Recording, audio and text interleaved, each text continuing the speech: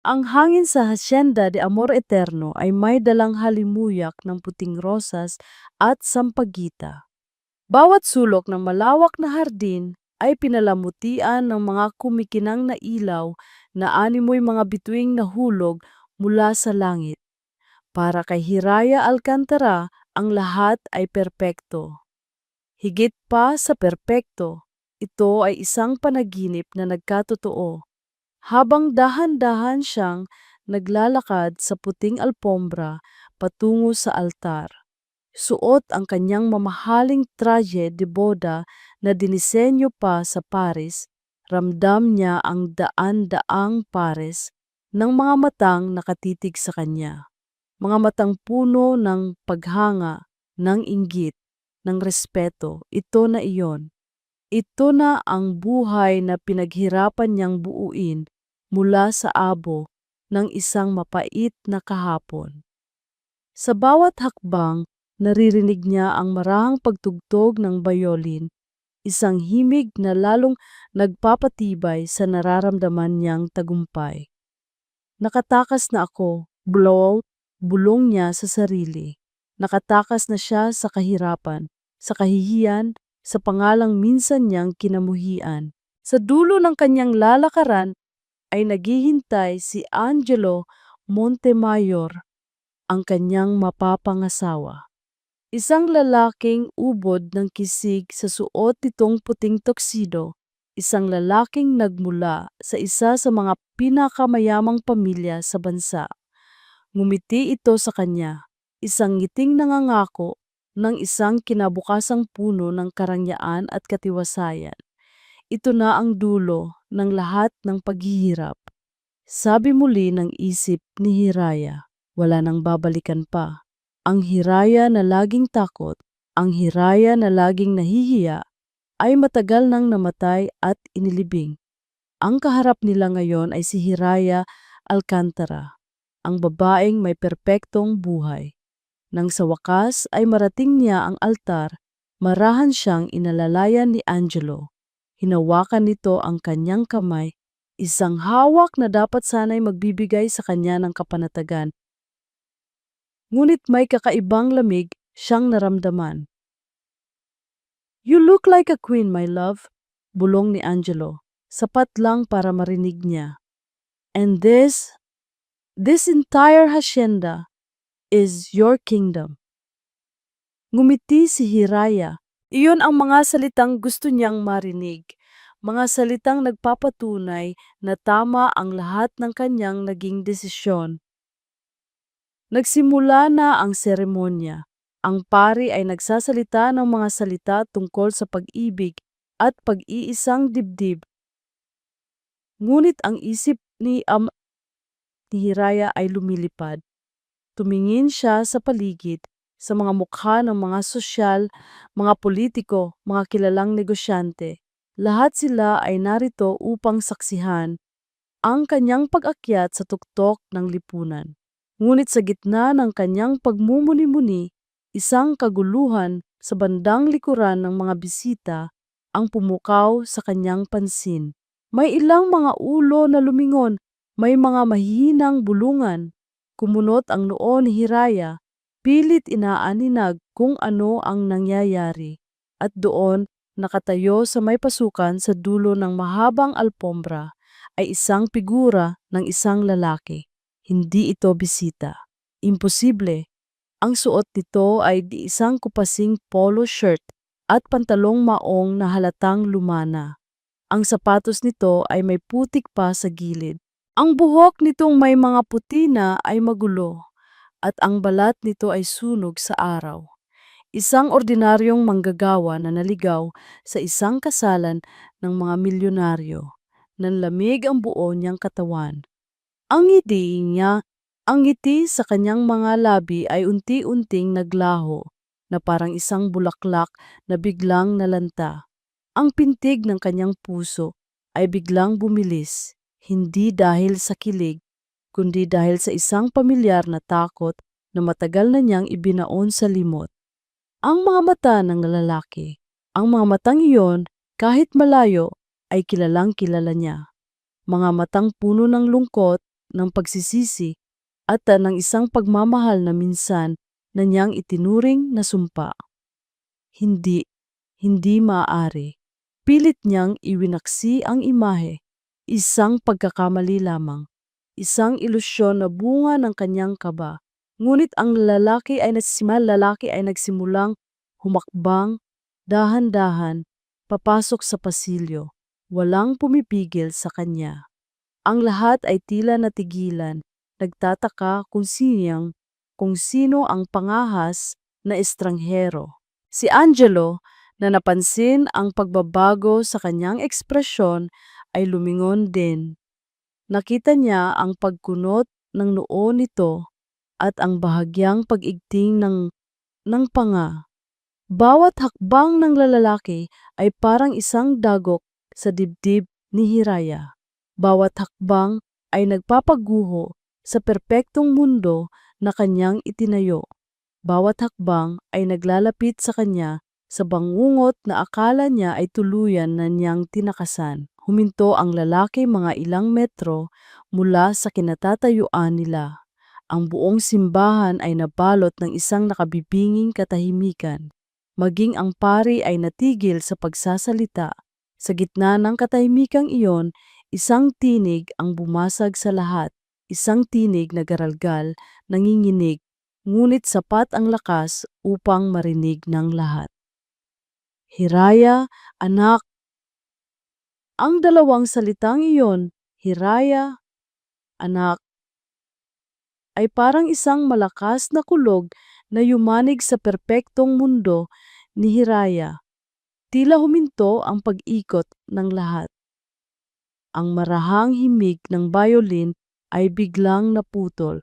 Ang masayang bulungan ng mga bisita ay napalitan ng isang nakabibinging katahimikan. Para kay Hiraya, ang bawat segundo ay tila isang oras.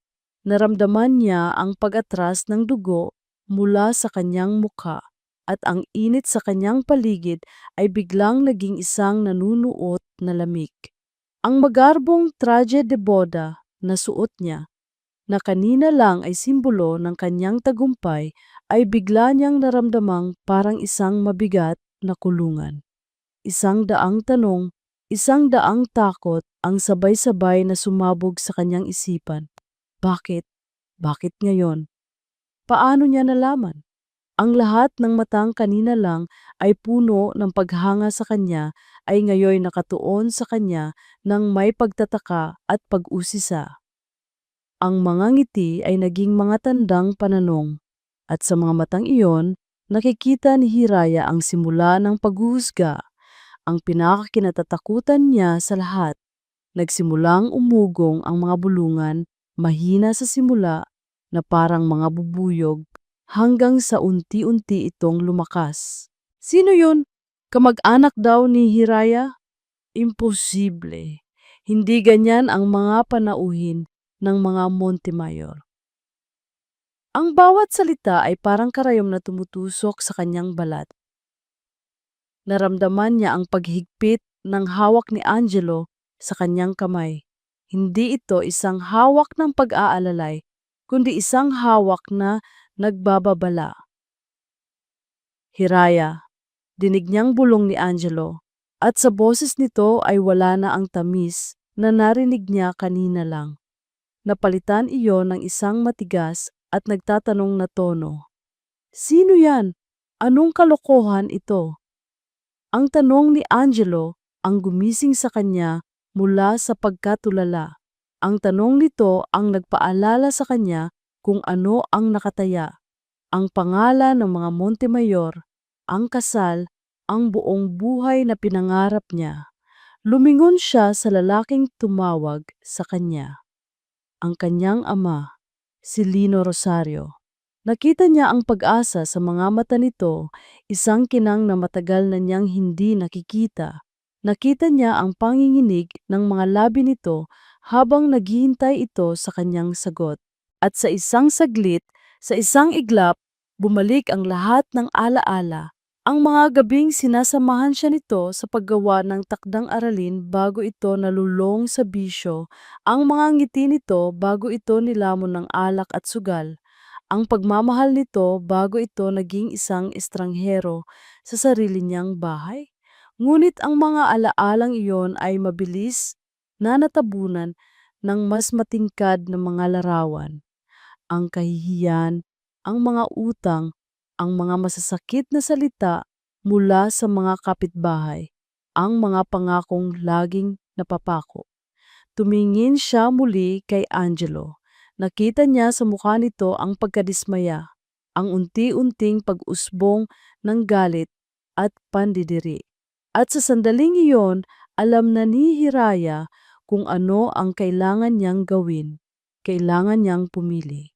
At pinili niya ang kasinungalingan na kanyang itinayo kaysa sa katotohanang kanyang tinalikuran.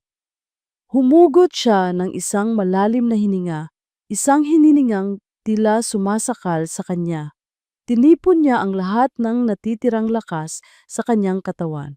Tumingin siya ng diretso sa mga mata ng kanyang ama, mga matang puno ng pag-asa na unti-unti niyang pinatay sa kanyang paningin. Dahan-dahan umiling siya.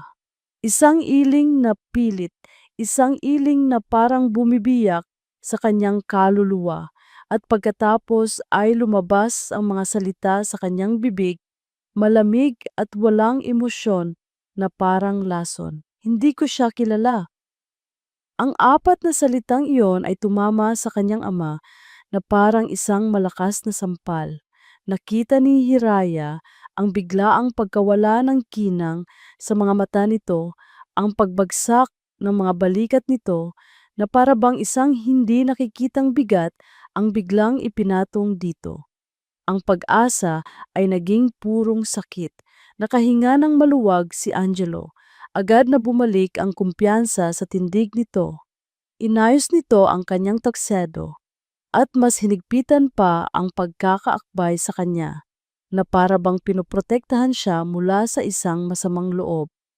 Humarap si Angelo sa mga gwardya ng hasyenda na nooy nag-aalinlangan kung ano ang gagawin. Itinaas nito ang kanyang kamay at itinuro ang nakatayong si Lino Rosario na ngayoy tila isang rebultong gawa sa pighati. Sa isang boses na malakas at malinaw, punong pagmamataas at pag-insulto upang marinig ng lahat, sumigaw si Angelo. Paalisin niyo ang basurang yan dito. Ang salitang basura ay umalingaw-ngaw sa buong Hacienda de Amor Eterno. Ngunit para kay Lino Rosario ang salitang iyon ay hindi lang isang ugong. Ito ay isang kulog na direktang tumama sa kanyang dibdib. Winasak ang lahat ng natitirang pag-asa na kanyang pinanghahawakan. Para siyang nabingi. Ang mga bulungan at hagikgikan ng mga eleganteng bisita ay naging isang malayong ingay na walang kahulugan. Ang tanging malinaw sa kanya ay ang imahe ng kanyang anak, si Hiraya, ang kanyang maliit na prinsesa na ngayoy isang reyna sa kanyang perpektong palasyo, isang palasyong wala siyang lugar. Ang mga salita nito, hindi ko siya kilala, ay paulit-ulit na tumatakbo sa kanyang isipan na parang isang sirang plaka na walang tigil sa paglikha ng isang masakit na tunog. Mas masakit pa ito kaysa sa 6 na taon ng pagtitiis, ng paglaban sa tukso ng alak, ng pagkayod sa ilalim ng araw para lang maitaguyod ang sarili sa isang malinis na paraan. 6 na taon. 6 na taong ang tanging nagpapalakas sa kanya ay isang luma at kupas na litrato ni Hiraya noong ito'y 8 taong gulang pa lamang. Naaalala pa niya ang eksaktong sandali kung kailan niya ginawa ang desisyon. Nakaupo siya noon sa sahig ng isang maliit at nangangamoy na kwarto. Nanginginig ang buong katawan dahil sa withdrawal. Sa harap niya ay isang bote ng alak at ang litrato ng kanyang anak. Sa gabing iyon, pinili niya ang kanyang anak. Itinapon niya ang bote at ipinangako sa larawan ni Hiraya na babaguhin niya ang kanyang buhay. Babalik siya dito, hindi bilang isang kahiyan, kundi bilang isang ama nakarapat-dapat muli sa kanyang pagmamahal. Ang lahat ng iyon para sa wala. Ang kanyang paglalakbay pabalik sa bangungot ay pinabilis ng mga kaibigan ni Angelo. Ang mga kabataang lalaki na may mamahaling relo at amoy pabango ay nagsimulang magsalita. Ang kanilang mga boses ay puno ng pang-aalipusta. Grabe ang lakas ng loob na pumasok dito, sabi ng isa. Hindi man lang sinusubukang ibulong. Hindi ba niya nakikita kung nasaan siya? Baka lasing? Segunda ng isa pa, at ang tawanan nila ay parang mga patalim na tumusok sa puso ni Lino. Ang salitang lasing ay isang multo na matagal na niyang tinalikuran. Ngunit narito, binubuhay muli ng mga taong walang alam sa kanyang pinagdaanan. Sinubukan niyang magsalita. Gusto niyang isigaw na hindi na siya ang dating Lino. Gusto niyang sabihin na malinis na siya, na nagbago na siya. Ngunit nang subukan niyang ibuka ang kanyang bibig, walang boses na lumabas. Ang lalamunan niya ay tila piniga ng isang hindi nakikitang kamay. At ang kamay na iyon ay ang mga mata ni Hiraya. Tumingin siya sa kanyang anak, naghahanap ng kahit katiting na awa, ng kahit isang bakas ng pag-aalinlangan sa desisyon nito. At sa isang saglit, may nakita siyang kumislap sa pisngi nito, isang butil ng luha. Sa isang iglap, isang munting pag-asa ang sumibol sa durog niyang puso. Umiiyak siya para sa akin. Ngunit nang tingnan niyang muli ang mukha nito, nakita niya ang katotohanan. Ang luha ay hindi luha ng pagmamahal o awa. Ito ay luha ng matinding kahihiyan.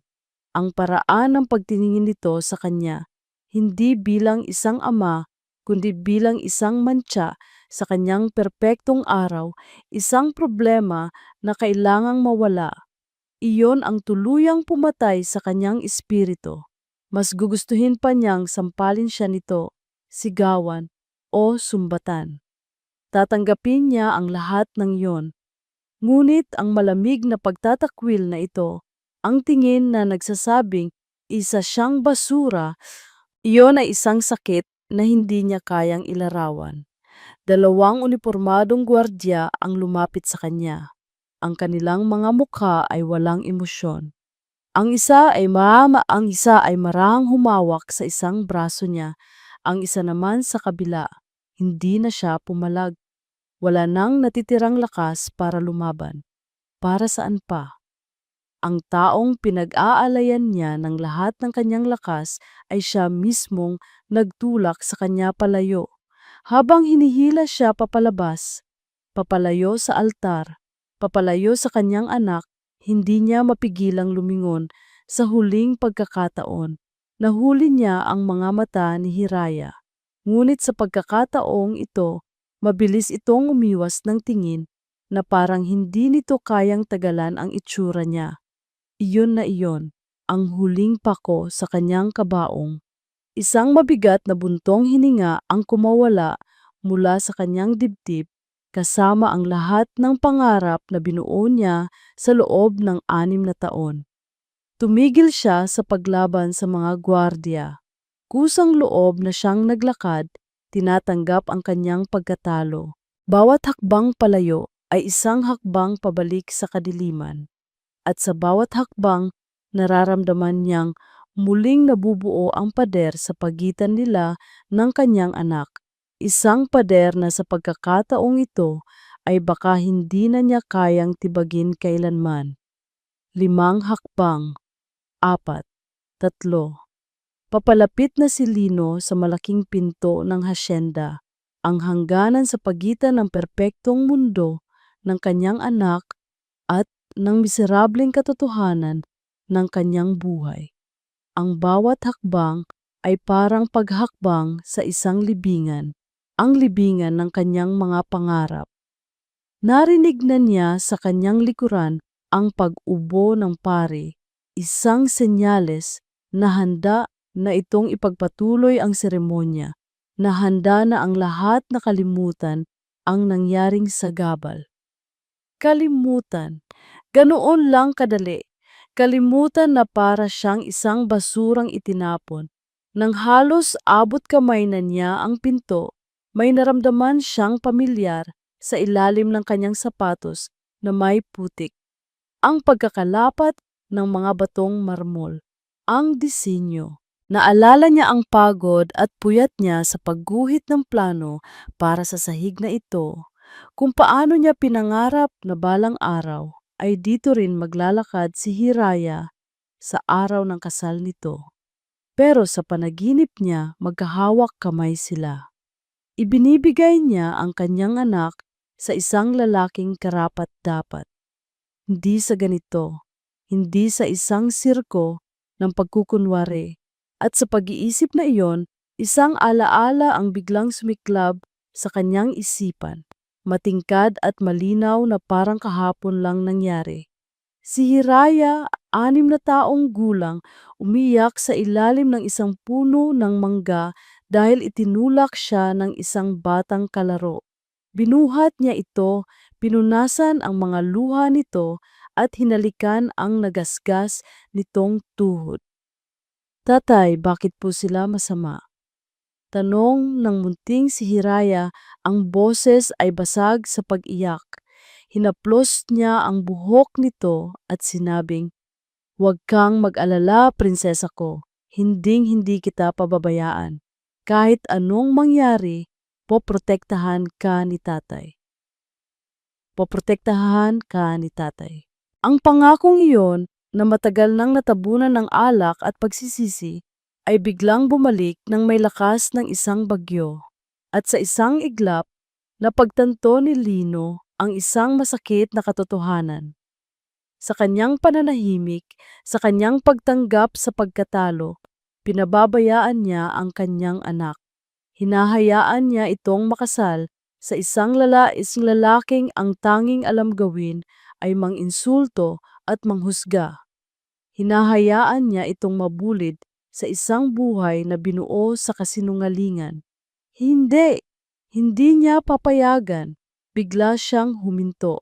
Nanigas ang kanyang katawan.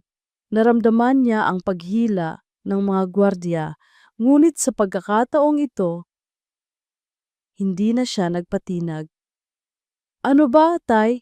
Lakad na," sabi ng isang gwardiya, naiinip.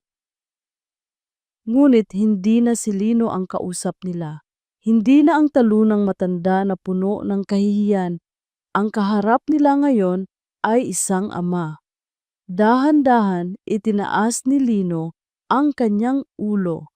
Ang tingin niyang kaninay nasa sahig lang ay ngayoy nag-aapoy. May bagong determinasyon, may bagong tapang.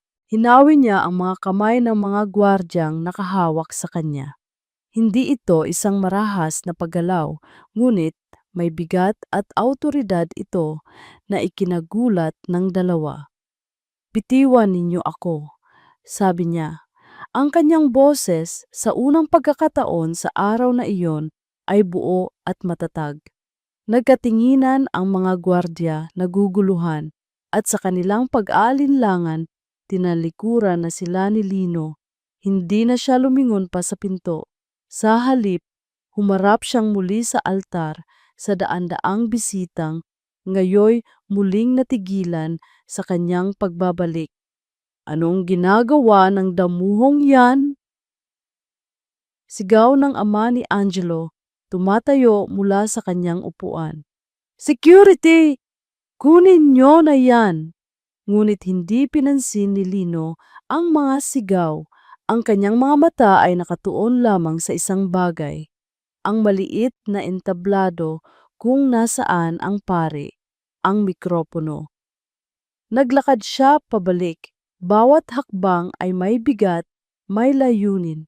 Ang mga bulungan ay naging hiyawan ng pagkadismaya mula sa pamilya Montemayor, ngunit para kay Lino, ang lahat ng iyon ay ingay na lamang. Nakita niya ang gulat sa mukha ni Angelo, ang takot, at sa tabi nito, nakita niya si Hiraya. Nakita niya sa mga mata ng kanyang anak ang isang bagong emosyon na humalo sa kahihiyan, pagtataka, isang maliit na kislap ng pag-usisa kung ano ang gagawin ng amang matagal na niyang isinumpa. Umakyat siya sa 2 baitang ng entablado. Dinedma niya ang paring nakaawang ang bibig. Kinuha niya ang mikropono mula sa kinatatayuan nito. Isang nakabibinging feedback ang panandaliang umalingaw-ngaw bago ito namatay at napalitan ng isang matinding katahimikan. Lahat ng mata, kasama na ang kay Hiraya, ay nasa kanya. Hawak niya ang atensyon ng lahat. Huminga siya ng malalim, hindi na nanginginig, hindi na natatakot. Inilibot niya ang kanyang paningin sa karangyaan ng lugar, ang mga arko, ang mga haligi, ang kisaming puno ng mga pinta, at nagsalita siya. Ang kanyang tinig, pinalakas ng sound system, ay buo at malinaw. Bawat salita ay may bigat ng 6 na taong pananahimik. Maaring isa lang akong hamak na tao ngayon, pero ang lugar na ito, kilala ko ang bawat sulok nito dahil ako ang nagdisenyo. Ang pahayag ni Lino ay parang isang bombang sumabog sa gitna ng katahimikan. Sa isang saglit, walang sinuman ang nakakilos o nakapagsalita. Ang mga bisita, ang pamilya Montemayor, maging si Hiraya, lahat ay nakatingin sa kanya na tila isang taong nabaliw. Pagkatapos ng ilang segundong pagkatulala, isang malakas na tawa ang bumasag sa lahat, si Angelo. Tumatawa ito na parang narinig nito ang pinakanakakatawang biro sa buong mundo. Hawak-hawak nito ang kanyang tiyan at may mga luha pa sa gilid ng kanyang mga mata dahil sa pagpipigil. Baliw, sigaw ni Angelo, humaharap sa mga bisita na parabang nagbibigay ng isang palabas. Ano pa bang aasahan natin? Isang desperadong pulubi na gagawin ang lahat para makakuha ng pera at ngayon inaangkin pa niya ang obra maestra ng yumaong si Architect Manzano. Nakakaawa. Ang pangalang Architect Manzano ay pamilyar sa lahat. Iyon ang opisyal na nakasulat sa kasaysayan ng hasyenda. Ang pagtawa ni Angelo ay nahawa sa kanyang mga kaibigan at muling napuno ng hagikgikan at pangungutya ang lugar. Pero hindi natinag si Lino. Ang kanyang mga mata ay nanatiling nakatuon kay Hiraya na parabang siya lang ang kinakausap nito sa buong silid. Hindi lang ito gusali, Hiraya. Pagpapatuloy niya sa mikropono, ang kanyang boses ay malumanay ngunit may bigat. Ito ay isang pangarap. Bawat kahoy na nara na ginamit sa mga pinto ay personal kong pinili mula sa Palawan. Ang mga baldosa sa sahig na ito, mga vegan tiles, ay inilapat isa-isa ng mga kamay na pinagkakatiwalaan ko. Ang stained glass sa bintanang iyan at itinuro niya ang isang malaking bintana kung saan tumatama ang liwanag ng araw ay galing pa sa Italia. Pinangarap ko ang isang lugar na magiging simbolo ng pag-ibig na walang hanggan. Habang nagsasalita si Lino, may kung anong nagsimulang magbago sa loob ni Hiraya. Ang mga salita ng kanyang ama ay parang mga susi na nagbubukas ng mga nakakandadong silid sa kanyang alaala. Ang amoy ng sawdust, ang mga malalaking papel na puno ng mga guhit sa lamesa ng kanyang tatay. Isang lalaking nakatayo ng matikas. May hawak na lapis at rolyo ng blueprint. Ang boses ay malalim at puno ng kumpiyansa habang ipinapaliwanag ang kanyang mga plano. Yun ba ang kanyang ama? Ang lalaking iyon na minsan niyang hinangaan ay siya rin bang lalaking kinahihiya niya ngayon? Ang kanyang isip ay naguguluhan. Ang perpektong mundong kanyang ginagalawan ay biglang nagsimulang umikot. Tama na yang kabaliwan mo. Sigaw ni Angelo na ang ngayon ay halatang naiirita na dahil hindi natitinag si Lino. Security, hilahin nyo na palabas yan mo. Ngunit bago pa makakilos ang mga gwardya, ibinato ni Lino ang mga salitang tuluyang nagpayanig sa mundo ni Hiraya. Ginawa ko ang lugar na ito para sa dalawang babaeng pinakamamahal ko noon, sabi ni Lino. At sa pagkakataong ito, isang butil ng luha ang pumatak mula sa kanyang mga mata. Para sa iyong ina at para sa iyo, anak, isang regalo. Pagkatapos ay tumingin siya sa isang partikular na direksyon sa hardin, sa labas ng mga dingding na salamin.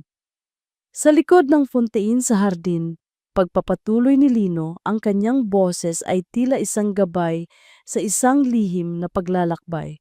Sa ilalim ng arko ng mga rosas, may isang ladrilyo na naiiba sa lahat. Ang kulay nito ay mas mapusyaw ng bahagya. Hindi iyon aksidente. Bago pa matuyo ang semento, inukit ko doon ang isang simbolo. Nakalilok doon ang letrang H. H para sa Hiraya. Natigilan si Hiraya. Ang fountain, ang arko ng mga rosas. Iyon ang paborito niyang lugar sa buong hasyenda. Madalas siyang umupo doon, hindi alam kung bakit, ngunit pakiramdam niya ay may kakaibang kapayapaan sa sulok na iyon. Ang lahat ng pagtawa at pangungutya ay namatay. Ang kwento ni Lino ay masyadong espesipiko, masyadong personal para maging isang kasinungalingan lamang. At para tuluyang patunayan ang lahat, dahan-dahang may dinukot si Lino mula sa bulsa ng kanyang kupasing polo. Isang piraso ng papel na halatang luma na, kupas na ang kulay at lukot na ang mga gilid. Maingat niya itong ibinuklat. Ito ay isang litrato. Itinaas niya ito para makita ng lahat. Ngunit ang kanyang mga mata ay nanatiling nakapako kay Hiraya. Nasa litrato ang isang mas bata, mas malakas, at nakangiting si Lino Rosario. Nakasuot ito ng hard hat at sa kanyang mga balikat ay may isang batang babae na nakasakay, tumatawa ng malakas. Ang buhok ay tinatangay ng hangin. Sa likuran nila ay ang kalansay ng isang malaking istruktura na kasalukuyang itinatayo. Ang pundasyon ng mismong hasyenda de Amor Eterno. Ang batang babae sa litrato ay walang iba kundi siya. Ang litratong iyon, habang ang lahat ay nakatingin sa luma at kupas na larawan, si Angelo Montemayor ay nakaramdam ng isang bagay na matagal na niyang hindi naramdaman. Purong hindi mapigilang takot. Imposible. Ang salita ay umalingaw-ngaw sa kanyang isipan. Isang peke, isang napakagaling na pagkakapeke. Dapat. Ngunit habang tinititigan niya ang batang babae sa larawan, ang walang muwang ng ngiti, ang kislap sa mga mata, alam niyang walang duda. Si Hiraya iyon, at ang lalaking buong pagmamalaking bumubuhat sa kanya, kahit mas bata at mas malakas, ay ang parehong lalaking nakatayo ngayon sa entablado na parang isang multo mula sa nakaraan. Ang plano, ang perpektong plano niya. Ang lahat ng pinaghirapan niya, ang panunuyo kay Hiraya, ang pagpapanggap na mahal niya ito, ang pag-oorganisa sa kasalang ito na siyang huling pag-asa ng kanilang pamilya ay unti-unting gumuho sa harap ng kanyang mga mata. Huwag kayong maniwala sa kanya, sigaw ni Angelo. Ang kanyang boses ay may bahid na ng panginginig na pilit niyang tinatago. Isang manluloko yan! Isang desperadong sindikato na gustong manggulo. Lumingon siya sa kanyang mga magulang. Nakita niya ang pamumutla sa muka ng kanyang ina, ang nanlalaking mga matang nagtatanong. Ang kanyang ama naman ay nakakuyom ang mga kamao, ang ang panga ay naninigas sa galit at kahihiyan. Ang kanilang reaksyon ay lalong nagpatindi sa apoy ng kanyang pagkataranta. Kailangan niyang mabawi ang kontrol. Mga gwardya, ano pang tinatayo-tayo ninyo dyan? Bulyaw niya, ang kanyang pagiging kalmado at sopistikado ay tuluyan ng naglaho. Kunin niyo na ang magnanakaw na yan. Pero sa pagkakataong ito, walang sumunod sa kanya. Maging ang mga gwardya ay natigilan, nakatingin sa litrato, naguguluhan. Ang buong atensyon ng mga bisita ay nahati.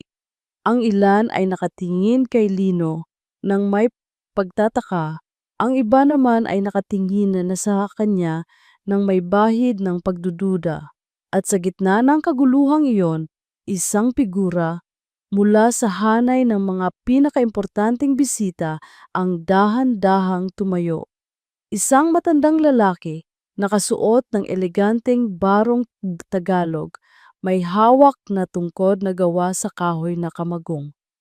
Ang kanyang pagtayo ay tila nagpatahimik sa buong paligid. Ang kanyang presensya ay may bigat at awtoridad na hindi matatawaran. Siya si Don Rafael Elizalde, isang haligi sa mundo ng negosyo, isang taong ang opinyon ay itinuturing na batas ng marami.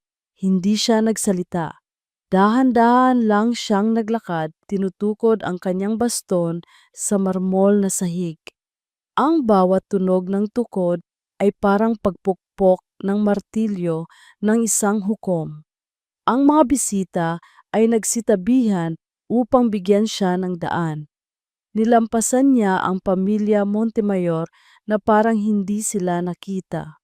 Dumiretso siya sa paanan ng entablado at tumingala kay Lino. Tinitigan niya ito ng matagal. Ang kanyang mga matang matalas ay sinusuri ang bawat guhit sa mukha ni Lino. Isang matinding katahimikan ang muling bumalot sa hasyenda. Pagkatapos ng tila, isang walang hanggang sandali, isang maliit na ngiti ang sumilay sa labi ni Don Rafael. Lino? Lino Rosario? Sabi ng matanda, ang kanyang boses, kahit hindi malakas, ay umalingaw-ngaw sa buong lugar dahil sa bigat nito. Akalain mo nga naman, ang tagal mong nawala, akala ng lahat ay naglaho ka na lang na parang bula. Tumingin si Don Rafael sa mga bisita. Para sa kaalaman ng lahat, ang taong ito at itinaas niya ang kanyang kamay patungo kay Lino ay isa sa mga pinakamahusay na arkitekto na nakilala ko. Ang utak sa likod ng Elizalde Tower sa Makati, isang tunay na alagad ng sining. Huminto siya at muling tumingin kay Lino. Pagkatapos ay bigla ka na lang nawala. Ang bawat salita ni Don Rafael ay isang matulis na pako na lalong bumaon sa dibdib ni Angelo. Tapos na ang laro, ngunit hindi pa tapos si Don Rafael. Dahan-dahan itong lumingon at sa pagkakataong ito, ang kanyang mga mata ay direktang nakatutok sa ama ni Angelo. Ang ngiti sa kanyang mukha ay naglaho, napalitan ng isang malamig at seryosong ekspresyon. Senyor Montemayor, sabi ni Don Rafael, ang kanyang tono ay may halong pagkadismaya. Nagtataka ako kung ang taong nagdisenyo ng napakagandang lugar na ito ay itinuturing ninyong basura. Ano pa kaya ang itatawag ninyo sa sarili ninyo? Bago pa man makasagot ang ama ni Angelo, ibinato na ni Don Rafael ang huling salita. Isang tanong na binitawan niya ng mahina, ngunit sapat na para marinig ng mga nasa unahan at mabilis na kumalat na parang apoy sa buong silid. Akala ko ba'y kailangan ninyo ng kasalang ito para maisalba ang negosyo ninyo? Ang tanong ay hindi isang akusasyon. Ito ay isang katotohanan na ibinunyag sa anyo ng isang tanong.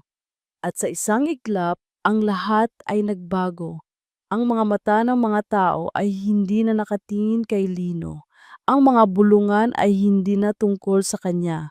Ang lahat ng kahihiyan, paghuhusga at pangungutya ay parang isang malaking alon na humampas palayo kay Lino at bumalik lahat. Nakatutok ngayon kay Angelo.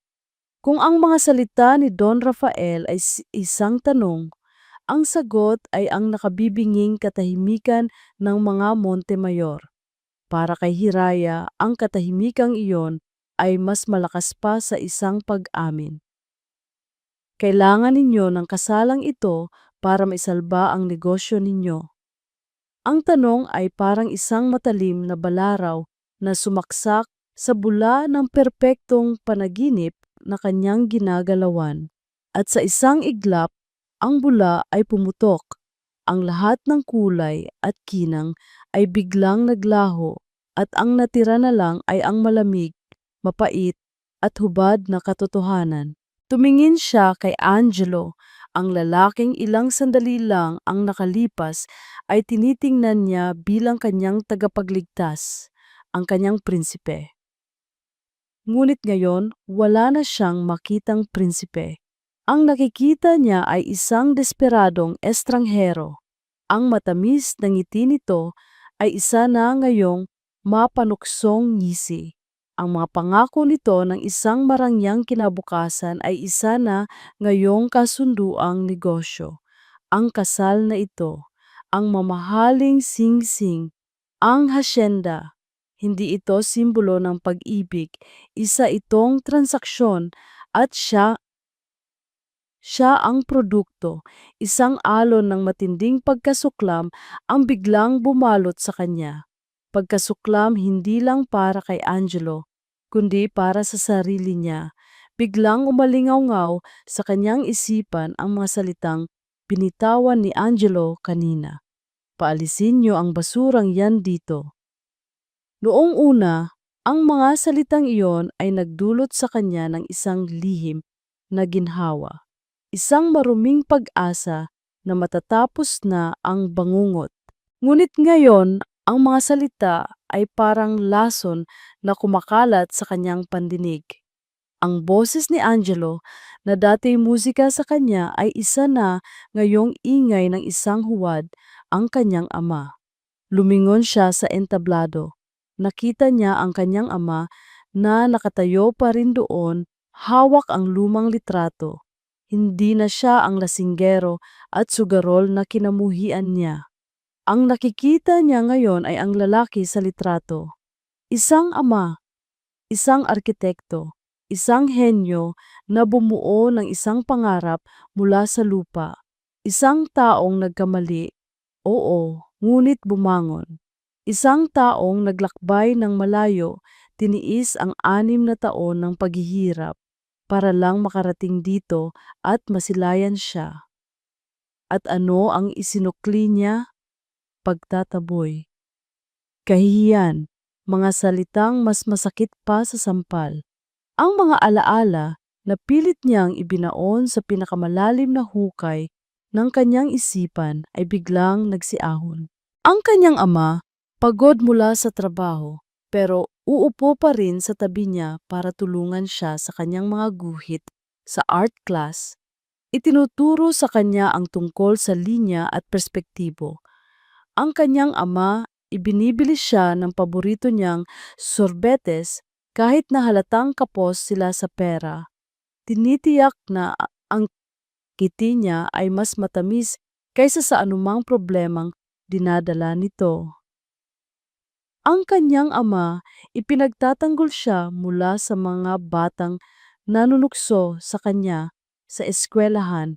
Sinasabi sa kanyang siya ang pinakamahalagang kayamanan nito sa mundo.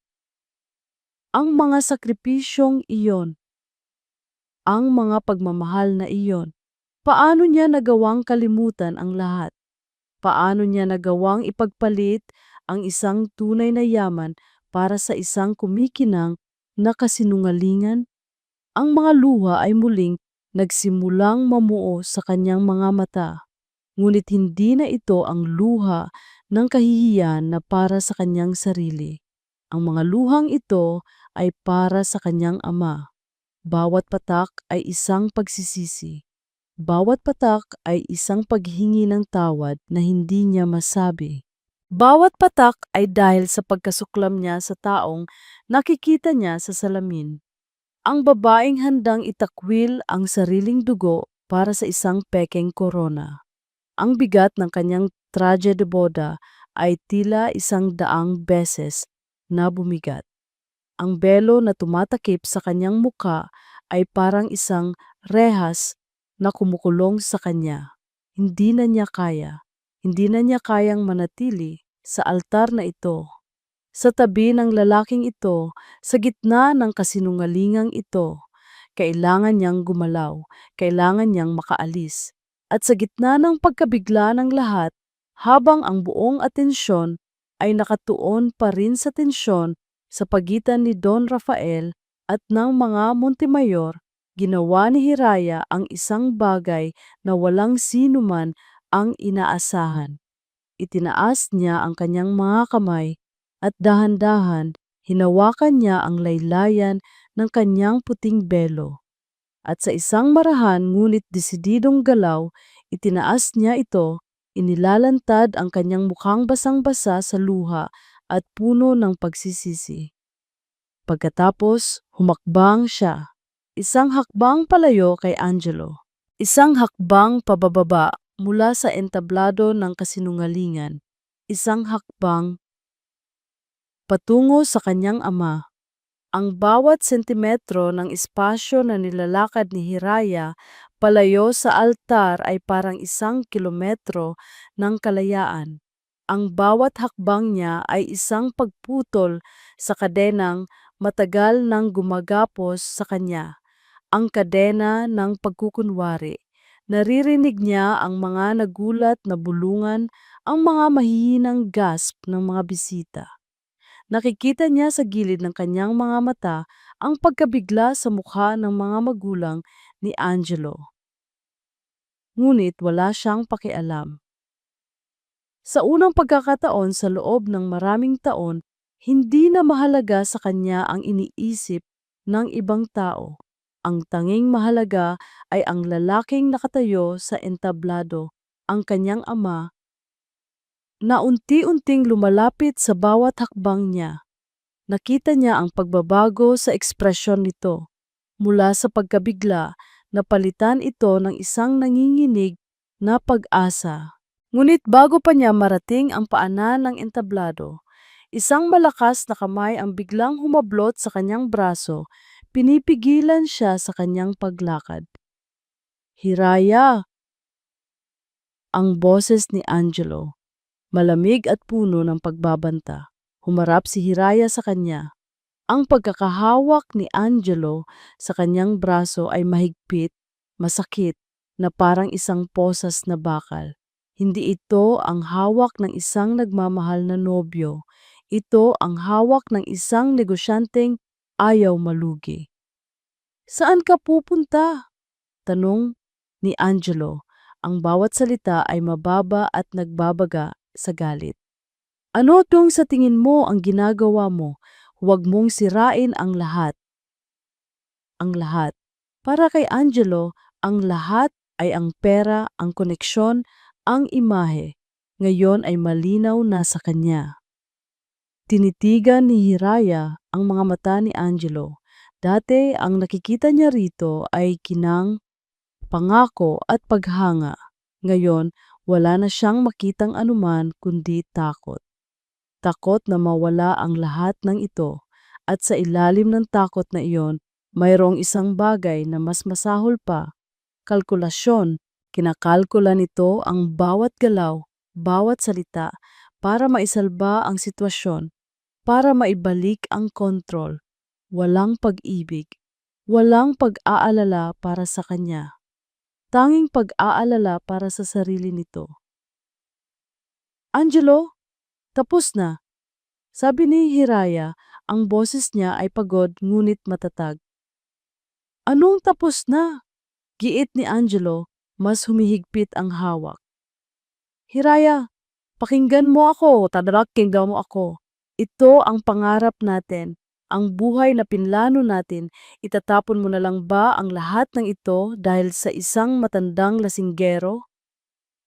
Ang salitang lasinggero ay hindi na nakaapekto kay Hiraya. Isa na lamang itong ingay mula sa isang taong hindi niya nakilala. Dahan-dahan, sa gitna ng kanilang pagtatalo, ibinaling ni Hiraya ang kanyang tingin palayo kay Angelo. Itinuon niya ang kanyang mga mata sa entablado, sa kanyang ama. Nakatayo lang doon si Lino, hindi gumagalaw. Hawak pa rin nito ang litrato. Hindi ito nagsasalita, hindi ito sumisigaw, hindi ito nakikiusap. Hinihintay lang nito siya. At sa mga mata ng kanyang ama, nakita ni Hiraya ang eksaktong kabaligtaran ng nakita niya kay Angelo. Walang takot, walang kalkulasyon, tanging isang karagatan ng sakit at isang hindi masusukat na pagmamahal. Isang pag-ibig na handang tumanggap sa kanya kahit matapos niya itong itakwil sa harap ng lahat. Isang pag-ibig na naroon pa rin kahit matapos niya itong yurakan. Isang pag-ibig na walang kondisyon. Ang pagitan. Ito ang pagitan. Sa isang panig ay si Angelo, kumakatawan sa isang kinabukasang makintab sa labas ngunit bulok sa loob. Isang buhay na puno ng karangyaan ngunit walang katotohanan. Sa kabilang panig ay ang kanyang ama, kumakatawan sa isang nakaraang puno ng sakit at kahihiyan, ngunit may dalang isang aral at isang pangako ng tunay na pagmamahal. Doon, sa pagitan ng dalawang lalaki, sa pagitan ng dalawang mundo, ginawa ni Hiraya ang kanyang huling pagpili. Ang bigat ng pagsisisi ay napalitan ng isang kakaibang gaan. Ang pag-aalinlangan ay naging isang matibay na katatagan. Alam na niya kung sino siya at alam na niya kung saan siya nararapat. Dahan-dahan, ibinalik niya ang kanyang tingin kay Angelo. Ang kanyang mga mata ay hindi na puno ng luha. Ang mga ito ay malamig, malinaw at walang bahid ng anumang pag-aalinlangan. Itinaas niya ang kanyang kaliwang kamay at marahang ipinatong sa kamay ni Angelo na nakahawak sa kanyang braso. Hindi siya nakipagbuno ng lakas. Maingat niyang inalis ang mga daliri nito, isa-isa hanggang sa ang masakit na pagkakahawak ay tuluyang nawala. At sa huling pagkakataon, nagsalita siya kay Angelo Montemayor. Hindi bilang isang nobya, hindi bilang isang kasosyo, kundi bilang isang estranghero. Ang kanyang boses ay walang galit, walang sakit. Tanging isang malamig at pinal na desisyon. Bitawan mo ako. Ang salitang bitawan mo ako ay binitiwan ni Hiraya nang walang anumang bakas ng pag-aalinlangan. Ito ay isang utos, hindi isang pakiusap. Nabitawan siya ni Angelo na parang napaso. Ang pagkabigla sa mukha nito ay hindi maitago. Sa buong panahon ng kanilang relasyon, si Hiraya ay palaging ang masunurin, ang sang-ayon, ang babaeng madaling hubugin sa kung anong gusto niya. Ngayon, ang babaeng kaharap niya ay isang estranghera. Hindi na lumingon pa si Hiraya. Tinalikuran niya si Angelo. Tinalikuran niya ang altar. Tinalikuran niya ang buhay na binuo niya sa kasinungalingan. Sa bawat hakbang niya patungo sa entablado, nararamdaman niya ang paggaan ng kanyang dibdib. Ang bigat ng kanyang mamahaling bestida ay hindi na niya alintana. Ang mga matang nakatitig sa kanya ay hindi na niya pinapansin. Ang tanging nakikita niya ay ang kanyang ama. Nakatayo si Lino. Ang mga mata ay nanlalabo na dahil sa mga luhang nagbabadyang tumulo. Ang kanyang mga kamay na minsay matatag na humahawak sa mga plano at blueprints ay nanginginig habang hawak ang lumang litrato. Nang marating ni Hiraya ang paanan ng entablado, hindi siya umakyat. Sa halip, Sa harap ng daan-daang bisita, sa harap ng pamilyang Montemayor, sa harap ng lalaking minsan na niyang itinuring na lahat-lahat, dahan-dahan siyang lumuhod. Ang mamahaling tela ng kanyang bestida ay kumalat sa maruming sahig. Isang perpektong puting damit na yumuyukod sa isang hamak na katotohanan. Itinukod niya ang kanyang mga kamay sa sahig at doon hindi na niya napigilan ang isang malakas na hikbi na kumawala mula sa kanyang dibdib. Isang hikbing naglalaman ng lahat ng pagsisisi, lahat ng sakit, lahat ng kahihiyang ipinadama niya sa kanyang ama. Tatay, sabi niya, ang kanyang boses ay basag at halos hindi marinig. Tatay, patawad. Patawarin mo ako, tatay. Sa sandaling iyon, binitiwan ni Lino ang lahat. Ang mikropono ay bumagsak sa sahig, lumikha ng isang maingay na kalabog.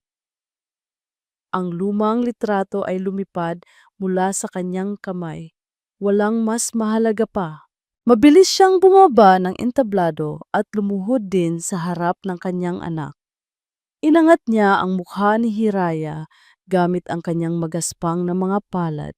At sa gitna ng mga luhang walang tigil sa pag-agos, nakita ni Hiraya sa mga mata ng kanyang ama ang isang bagay na matagal na niyang hindi nakikita.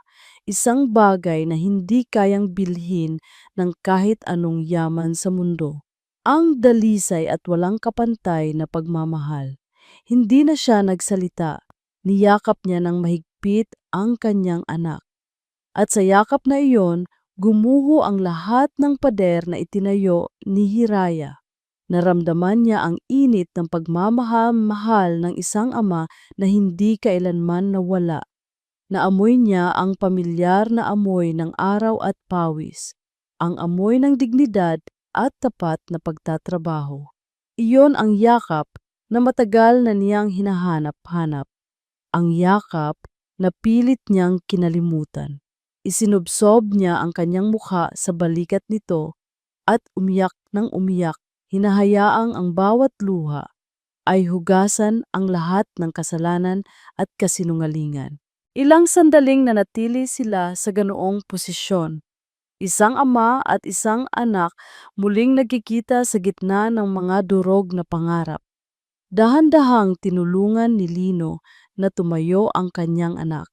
Inalalayan niya ito paakyat sa entablado. Pinulot ni Hiraya ang mikropono mula sa sahig.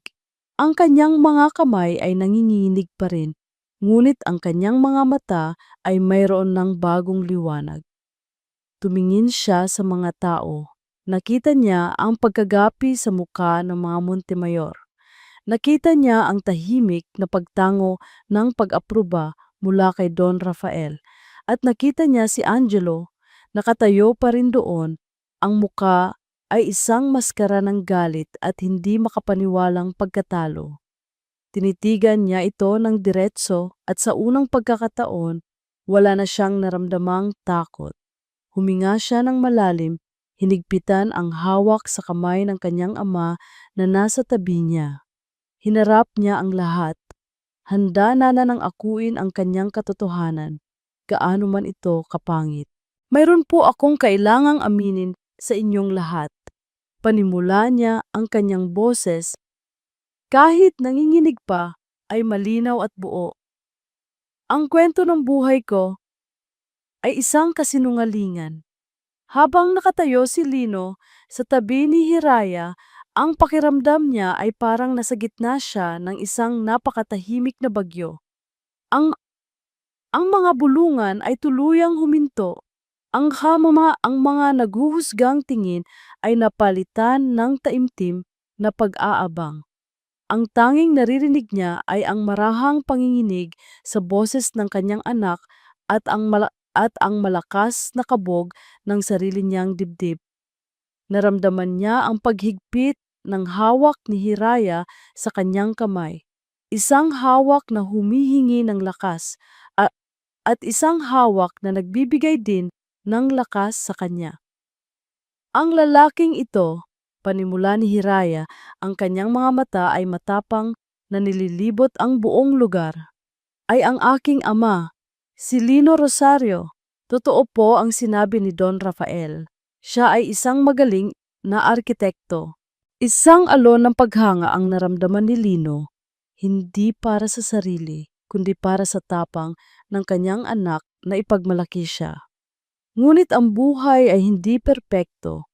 Pagpapatuloy ni Hiraya at sa pagkakataong ito, may bahid ng sakit sa kanyang boses. Nagkaroon po siya ng mga problema. Nalugmok siya sa mga pagkakamaling nagdulot ng malaking sakit sa aming pamilya. At ako, sa halip na tulungan siyang bumangon, kinamuhian ko siya, kinahiya. Itinuring ko siyang isang pagkakamali na kailangan kong itago. Bawat salita ni Hiraya ay parang isang pag-amin din sa sariling kasalanan ni Lino. Nararamdaman niya ang sakit na pinagdaanan nito, ang kahihiyang naging dahilan ng paglayo nito, at sa halip na magalit, isang malalim na pag-unawa at pagsisisi ang bumalot sa kanya. Kasalanan niya kung bakit natuto itong magsinungaling. Upang makatakas sa nakaraang iyon, gumawa ako ng bagong kwento. Sabi ni Hiraya, ang kanyang tingin ay diretso na ngayong nakatuon sa pamilya Montemayor.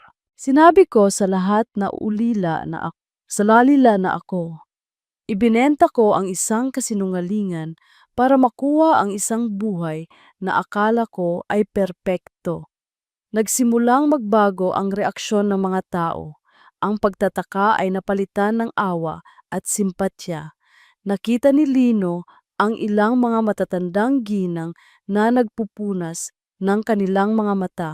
Ang katotohanan, gaano man kapangit, ay may kapangyarihang umantig ng puso. Pagkatapos huminga ng malalim si Hiraya, ito na ang huling bahagi, ang pinakamabigat. Dahan-dahan siyang bumitaw sa kamay ng kanyang ama. Naglakad siyang mag-isa patungo kay Angelo na hanggang ngayon hindi pa rin makagalaw sa kanyang kinatatayuan. Ang mukha ay isang blankong canvas ng pagkatalo.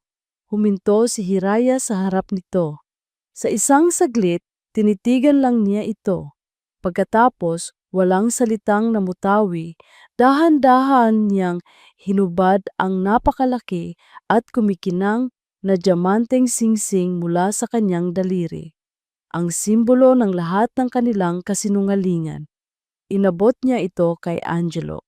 Nang hindi ito gumalaw, marahan niyang kinuha ang kamay nito at inilagay ang singsing sa nanlalamig nitong palad. Tapos na ang kasunduan, Angelo. Sabi ni Hiraya, sapat lang para marinig nilang dalawa. Salamat sa pagpapakita mo sa akin kung ano ang tunay na halaga ng katotohanan. Pagkasabi niyon, tinalikuran na niya ito. Hindi na niya pinansin ang namumulang mukha nito o ang nanggagalaiting panga ng ama nito. Sa hudyat ng ama ni Angelo, ang buong pamilya Montemayor ay nagsimulang maglakad papalabas. Walang ingay, walang sigaw, tanging ang marahan at mabilis na mga yapak ng kanilang pag-alis. Isang pag-amin ng kanilang pagkatalo. Ang kanilang pag-alis ay hindi napansin ng karamihan dahil ang lahat ng mata ay muling na kay Hiraya na ngayon ay naglalakad pabalik sa tabi ng kanyang ama. Muli niyang hinawakan ang kamay ni Lino.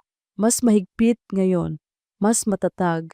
Humarap siyang muli sa mga natitirang bisita. Ang araw na ito ay hindi po araw ng kasal. Ngunit ito po ay araw ng isang bagong simula, sabi niya. Ang kanyang boses ay mayroon ng bagong sigla. Mula ngayon, kasama ang aking ama, itatayo namin ang isang foundation. Isang lugar para sa mga taong naligaw ng landas, para sa mga taong nangangailangan ng tulong para makabangong muli.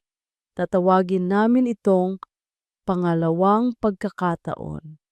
Sa narinig, hindi na napigilan ni Lino ang mga luhang kanina pa niya pinipigilan.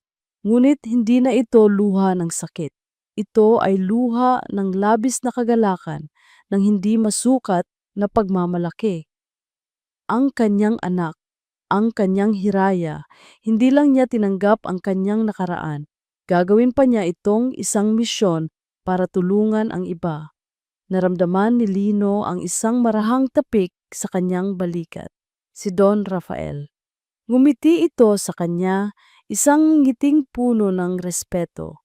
Pagkatapos ng anunsyo, ang mga tao ay nagsimula ng mag-usap-usap at dahan-dahang mag-alisan, nag-iwan ng isang espasyong puno ng pag-asa. Naiwan sa gitna ng magarbong hasyenda ang dalawa, ang ama at ang anak. Ang babaeng nakasuot ng bestida ng kasal na hindi natuloy, at ang lalaking nakasuot ng kupasing polo na naging dahilan ng lahat. Tumingin si Lino sa kanyang anak. Ang make-up nito ay bahagyang kumalat na dahil sa mga luha. Ang buhok nito ay medyo magulo na, ngunit sa paningin niya, ngayon lang niya ito nakitang ganito kaganda. Hinaplos niya ang pisngi nito. Ngayon, bulong niya, ang kanyang boses ay puno ng pamahal at paghanga. Mas maganda ka pa sa kahit anong nobya, anak, dahil totoo ka. Ilang buwan ang lumipas. Ang amoy ng puting rosas at mamahaling pabango sa Hacienda de Amor Eterno ay napalitan ng amoy ng bagong timplang kape at lumang papel. Ang malawak na hardin ay napalitan ng isang maliit at simpleng opisina sa puso ng Baryo Pag-asa. Wala ng mga kumikinang na ilaw o magagarbong dekorasyon. Tanging isang mesang gawa sa kahoy, 2 upuan at isang whiteboard na puno ng mga plano at pangarap. Dito, sa maliit na espasyong ito, natagpuan ni Hiraya Alcantara ang isang kayamanang hindi kayang ibigay ng kahit sinong Montemayor. Nakasuot lamang siya ng simpleng puting t-shirt at maong.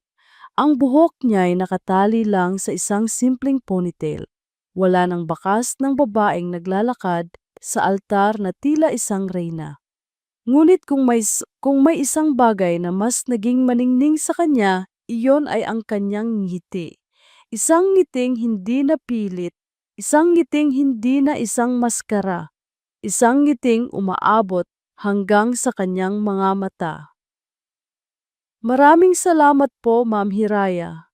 Sabi ng isang ginang sa kanyang harapan, si Aling Nita, habang mahigpit na hawak ang mapapeles para sa isang livelihood seminar. Hindi niyo po alam kung gaano kalaking tulong ito. Matapos akong matanggal sa trabaho, akala ko katapusan na ng lahat. Hinawakan ni Hiraya ang mga kamay ng ginang. Ang kanyang mga kamay na dati laging makinis at nakamanicure ay meron ng kaunting kalyo mula sa pagbubuhat ng mga relief goods at pag-aayos ng kanilang munting opisina. Lahat po tayo ay may karapatan sa pangalawang pagkakataon, Aling Nita, sabi ni Hiraya ng may tunay na pag-unawa. Ang mahalaga ay huwag tayong sumuko.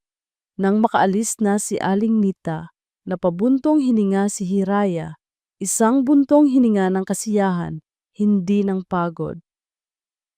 Tumingin siya sa kabilang sulok ng opisina. Doon, nakayuko sa isang malaking mesa ang kanyang ama. Hindi na kupasin ang suot nitong polo. Hindi na rin ito sunog sa araw na parang isang hamak na trabahador. Ngunit hindi rin ito nakasuot ng mamahaling damit ng isang tanyag na arkitekto.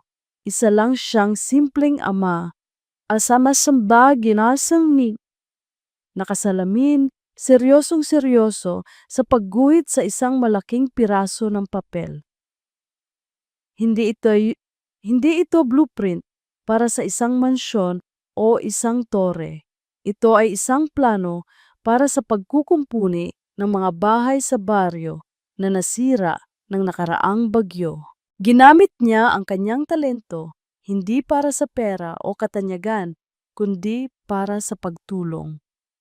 Mukhang seryoso ka diyan, Tay. Puna ni Hiraya, lumalapit dito dala ang 2 tasa ng kape. Ngumiti si Lino nang hindi inaalis ang tingin sa kanyang ginagawa. Kailangan tama ang bawat detalye, anak. Ang pundasyon ang pinakamahalaga. Umupo si Hiraya sa tabi nito at pinanood ang matatag na kamay ng kanyang ama habang gumuguhit ito ng mga linya. Pundasyon. Iyon ang bagay na nawala sa kanya, ang bagay na ngayon ay unti-unti na niyang itinatayong muli. Maggagabi, na nang matapos sila sa kanilang mga gawain, sabay silang lumabas ng opisina at naupo sa isang maliit na bangko sa labas. Tanaw ang dahan-dahang paglubog ng araw. Ang kalangitan ay nag-aagaw sa kulay kahel at lila. Isang tanawing mas maganda pa kaysa sa kahit anong mamahaling pinta na nakasabit sa pader ng hasyenda. Tay, mahinang sabi ni Hiraya. Napatawad niyo na po ba talaga ako sa lahat ng ginawa ko? Ibinaba ni Lino ang kanyang tasa ng kape. Tumingin ito sa malayo sa papalubog na araw. Noong una, akala ko ikaw ang kailangan kong patawarin, mahinang sagot ni Lino. Pero habang tumatagal, naintindihan ko. Paano kita sisisihin sa paghahangad ng isang perpektong buhay kung ang ipinakita kong buhay sa iyo ay puno ng pagkakamali? Ako rin ang kailangang humingi ng tawad sa iyo, anak. Patawad kung itinulak kita sa sitwasyong iyon. Sa mga salitang iyon, naramdaman ni Hiraya ang huling hibla ng bigat sa kanyang puso na tuluyang naglaho. Ang Hacienda de Amor Eterno, napangiting sabi ni Hiraya. Hacienda ng pag-ibig na walang hanggan. Akala ko doon ko iyon matatagpuan. Tumingin siya sa kanyang ama na ngayon ay nakangiti na rin sa kanya. Mali pala ako. Pagpapatuloy niya, dahan-dahan isinandal ni Hiraya ang kanyang ulo sa balikat ng kanyang ama.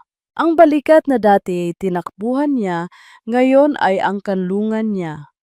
Ang amoy ng kape, ang halimuyak ng damo, ang marahang dapyo ng hangin sa kanilang mga mukha. Wala nang karangyaan, wala nang pagkukunwari, wala nang takot. Sa simpleng baryong ito, sa tabi ng kanyang amang minsan na niyang itinakuwil, sa ilalim ng papalubog na araw, natagpuan ni Hiraya ang tunay na kahulugan ng pag-ibig na walang hanggan. Natagpuan niya ang kanyang tunay na yaman. Natagpuan niya ang kanyang sarili. At dito po nagtatapos ang kwento ni Hiraya at ng kanyang ama. Isang kwento na nagpapatunay na hindi nasusukat sa yaman o katayuan sa buhay ang halaga ng isang tao. Ang tunay na pagpapatawad ay hindi lamang paglimot sa nakaraan kundi ang pagtanggap dito ng buong puso at paggamit sa mga aral nito upang bumuo ng isang mas magandang kinabukasan. Ang pag-ibig ng isang pamilya, kapag ito'y tunay, ay kayang tibagin ang kahit anong pader ng kasinungalingan at kayang magbigay ng liwanag sa pinakamadilim na kabanata ng ating buhay. Maraming salamat po sa inyong walang sawang pagsubaybay sa aming kwento. Sana po ay may napulot kayong aral at inspirasyon. Ano po ang masasabi ninyo sa naging desisyon ni Hiraya? At anong klaseng kwento naman ang gusto ninyong marinig sa susunod? I-comment lamang po sa ibaba. Hindi dito nagtatapos ang ating paglalakbay. Marami pa pong kwentong kasing ganda at mas puno ng aral dito sa aming channel. Kung nagustuhan nyo ang kwentong ito, i-like, i-share sa pamilya at mga kaibigan at mag-subscribe na rin para lagi kayong updated sa mga susunod pa naming kwento. I-click nyo ang notification bell para kayo ang unang makarinig kapag may bago kaming upload. Pagpalain po kayo ng Panginoon, kayo at ang inyong buong pamilya. Hanggang sa muli, pusong muling umiibig